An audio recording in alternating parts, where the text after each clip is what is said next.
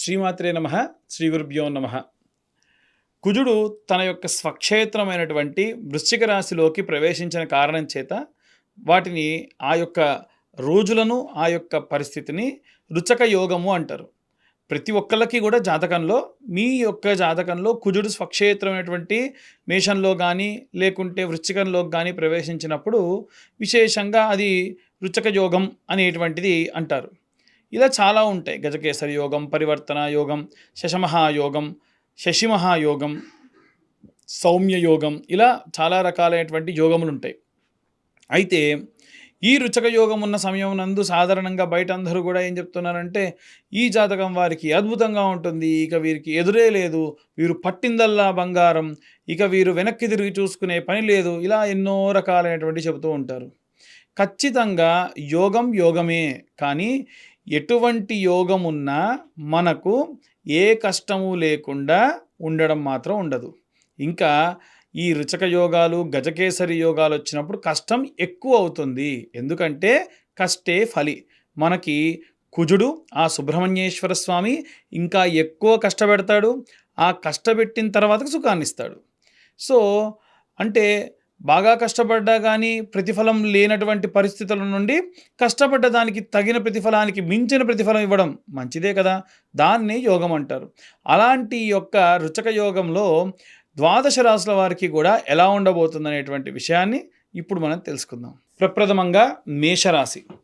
మేషరాశి వారికి సంబంధించి ఈ యొక్క నవంబర్ 4-5వ తారీఖు నుండి ప్రారంభించి రుచక యోగం అనేటువంటిది ఎలా ఉంది, లాభిస్తుందా లేదా అనేటువంటి విషయాన్ని ఇప్పుడు మనం తెలుసుకుందాం.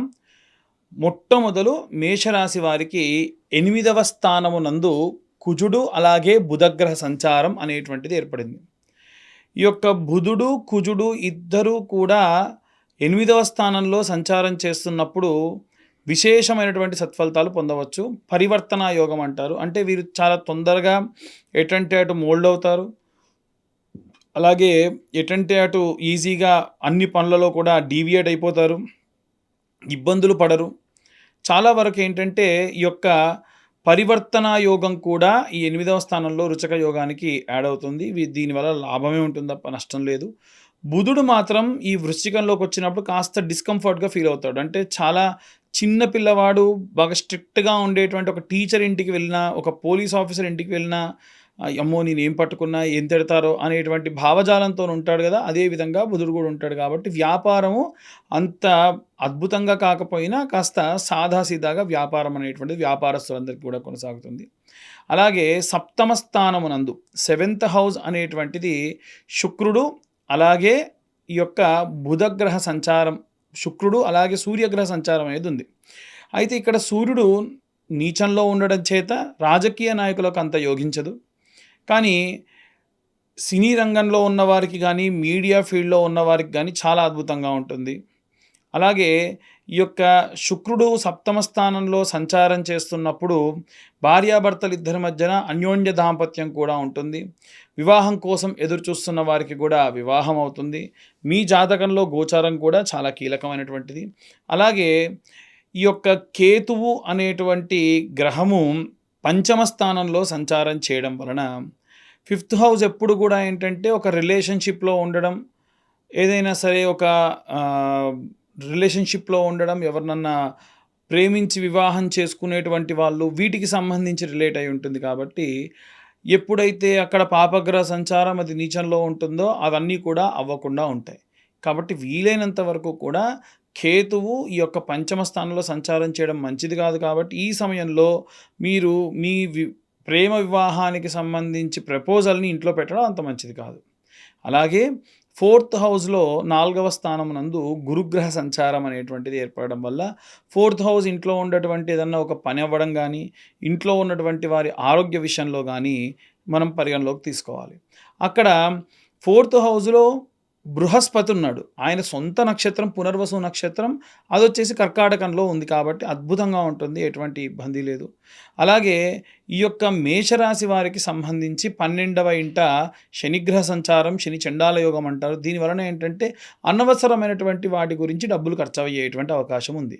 ఏకాదశ స్థానమునందు రాహుగ్రహ సంచారము, 11th హౌస్‌లో రాహుగ్రహ సంచారం చేస్తున్నప్పుడు మీకున్నటువంటి స్నేహితులు, ఏదైనా సరే మీకు సొసైటీలో ఉన్నటువంటి పేరు, ఇన్‌ఫ్లూయెన్స్ సమయానికి అక్కర్రాదు. సో, ఇప్పుడు నేను చెప్పినటువంటివన్నీ కూడా ఏంటంటే, గోచారంలో భాగంగా ఈ యొక్క మాస ఫలితములు. చాలామంది వారి వారి జాతకం డీటెయిల్డ్‌గా కావాలి అనుకునేటువంటి వారు కింద ఉన్న నెంబర్‌కి మీ పేరు, మీ date of birth, time, place WhatsApp చేయండి. డీటెయిల్డ్‌గా జాతకం గురించి తెలుసుకోవచ్చు. ఇక అన్ని వర్గాల వారు కూడా ఎలాంటి రెమెడీస్ తీసుకోవాలి, ఏ మంత్రం చదవాలి అనేటువంటి విషయాన్ని ఇప్పుడు మనం తెలుసుకుందాం. ఇప్పటివరకు మనం ఈ రాశి వారికి సంబంధించి విశేషంగా ఉన్నటువంటి గ్రహస్థితులు గోచారం ప్రకారంగా ఎలా ఉండబోతుందనేటువంటి విషయాన్ని చెప్పుకున్నాం.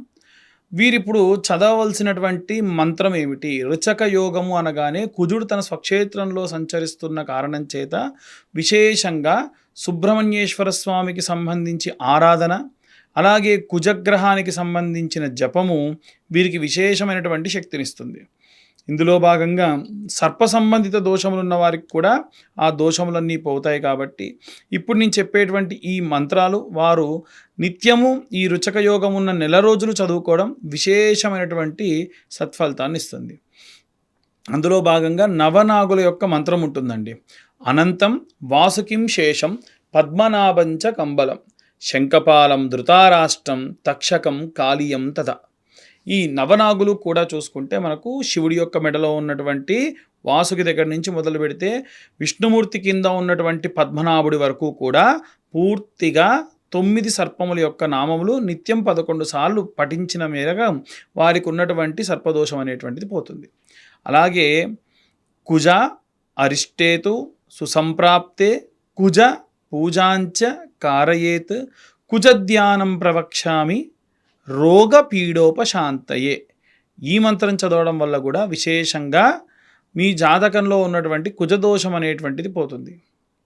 ఈ రుచక యోగం ఉన్నప్పుడు ఈ నెల రోజులలో విశేషంగా ఎక్కడైనా సరే మంగళవారం నాడు ఒక బ్రాహ్మణుడికి ఎర్రటి ధోవతి అంటే పంచలో కందిపప్పు 7 కేజీలు పెట్టి దానం చేసిన మేరకు జాతకరీత్యా ఉన్నటువంటి కుజదోషం పోతుంది.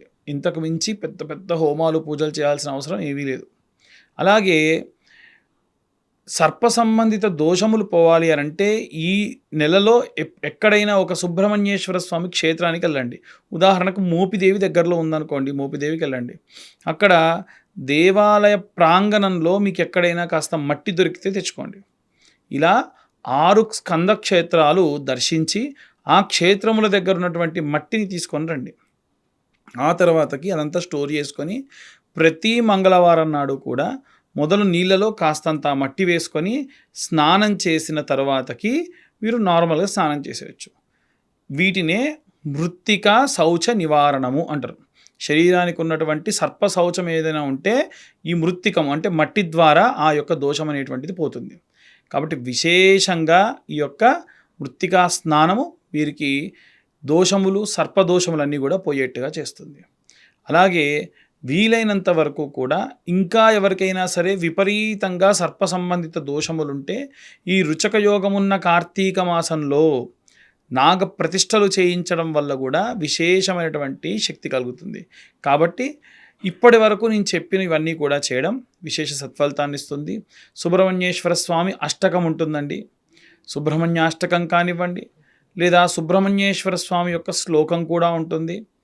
ధరణీగర్భ సంభూతం విద్యుత్కాంతిం మహాజ్యోతిం కుమారం శక్తిహస్తం తం మంగళం ప్రణమామ్యహం.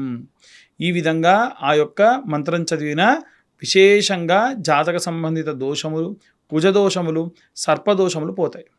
ఇక చాలామంది ఏంటంటే పేరు ఒక్కటే చెప్పేసి నా జాతకం చెప్పండి అని అడుగుతూ ఉంటారు. ఎప్పుడైనా జాతకం కావాలి అంటే మీ పేరు, మీ date of birth, time, place కింద ఉన్న నెంబర్కి వాట్సాప్ చేయండి. డీటెయిల్డ్గా జాతకం మీకు అందించడం జరుగుతుంది. అయితే ఈ జాతకం నేను ఖచ్చితంగా 60-70 పేజీల్లో మీకు అందించడం జరుగుతుంది. డీటెయిల్డ్గా జాతకం గురించి 15 నుంచి 20 నిమిషాల వరకు మాట్లాడడం కూడా జరుగుతుంది. సర్వే జనా సుఖినో భవంతు. స్వస్తి.